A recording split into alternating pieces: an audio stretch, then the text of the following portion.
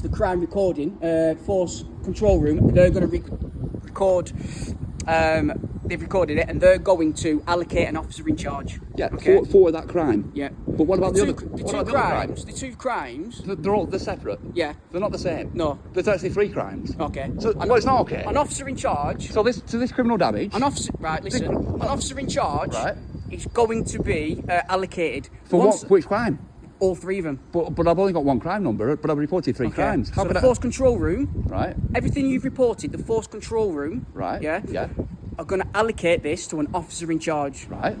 The officer in charge is going to be in contact with you regarding what you've reported. Okay. The officer in charge, it's not been allocated yet, so the officer in charge can't come and The officer in charge from the force control room is only going to report on the crime that they've got from the log number and the crime number. Yeah. I've since reported 2 separate crimes since then. One I've got a log number for criminal damage, and one I've got a log number for false reporting as a false report. If somebody puts a false report in, and that means that I get incarcerated for 12 hours, I have to get legal aid, I have to get a solicitor in. That means that's quite a bad crime. So so then the police should give me a crime number for it if I'm reporting it. Right. Now he worked on evidence. He said stop assault me, stop assault me, stop assault me. Audio when I was walking away from him on the video that I sent into the force control room, it shows me walking away from him. Right. It's not right. That's a false report. That's a bad false report. Right, so it's not right.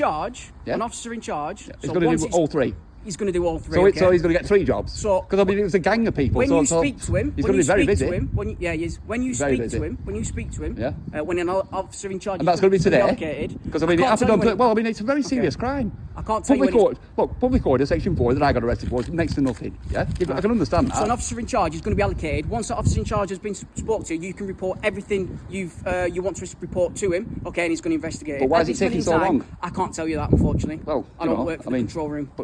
I've reported this thing, and it's like this person's walking around scot-free. That's what I told you. Is there anything else I can help you with at all? Well, I mean, I'd like my chainsaws back. I was released. When the officer in charge, that crime, the officer in charge of that crime said no further action. That means when an officer in charge, that officer in charge of that crime said no further action. When an officer in charge is allocated, you can tell him all this information, and he can look into it for you because you've got all the log numbers. You can give him. When I was arrested, at this minute in time, when I was an officer in arrested, charge hasn't been allocated. When I was arrested, there was an officer in charge. Is there anything else I can help with at all? Yeah, when I was arrested. I'm not repeating it. I've already repeated it. Well, you haven't repeated it.